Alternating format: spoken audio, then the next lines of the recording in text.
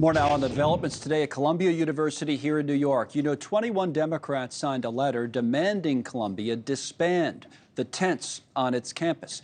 One of those Democrats joining us now, the North Carolina Congresswoman Kathy Manning. Congresswoman, thanks for coming on. After that letter was sent, the university set a deadline almost exactly 2 hours ago, 2 p.m. Eastern time, and they said, we want you to take down those tents and get off campus, otherwise we might suspend you. But we'll show you the pictures again, and you've probably seen them already.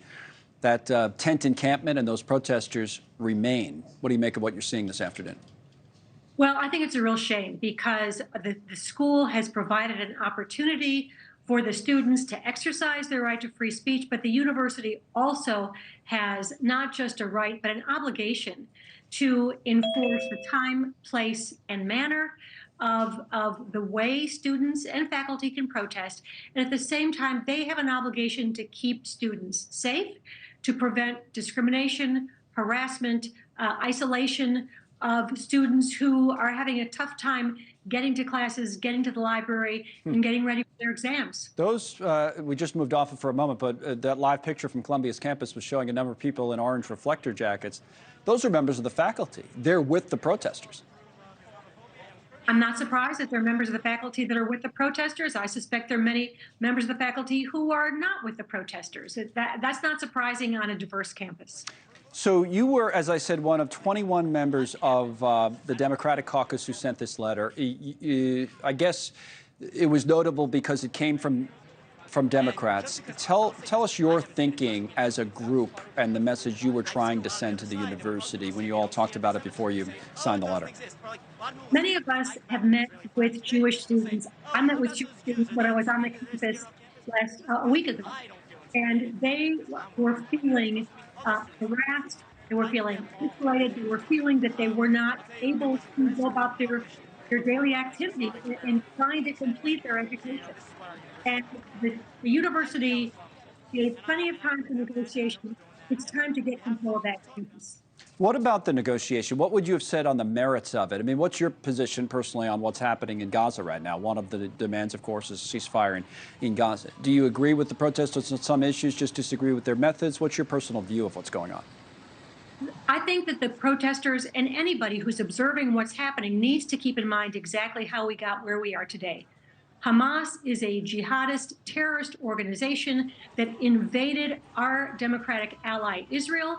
3,000 members of Hamas terrorist fighters, their army, invaded and went house to house, slaughtering people, raping, mutilating, burning people. They took 250 people hostage, including Americans, and they have continued to hold hostages. They refused to release the hostages, and they have refused, I think, 5, now 6 offers for ceasefire that would involve releasing the hostages.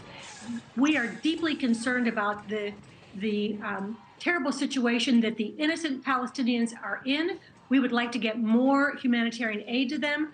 The best way to get them the humanitarian aid is for Hamas to release the hostages and surrender. What would you say about what some of your fellow Democrats have said on the other side of this issue? For example, Senator Bernie Sanders was on the Sunday shows this weekend, and he was much more aggressive in blaming the Netanyahu government, as he put it, the right-wing government in Israel, than being, on the side that you're on. What do you say about that? Because that viewpoint is relatively prevalent still on the left, right?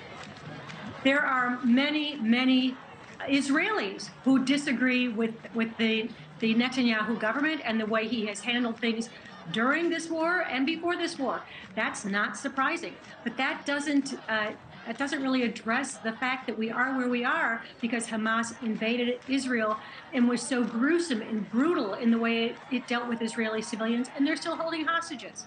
If we want to do the right thing for the Palestinian people, which we all do, we've got to get Hamas to surrender, release the hostages, and release the Palestinians from don't forget, Hamas has embedded themselves among civilians. They're bringing what's happened to the Palestinians by embedding themselves within innocent people.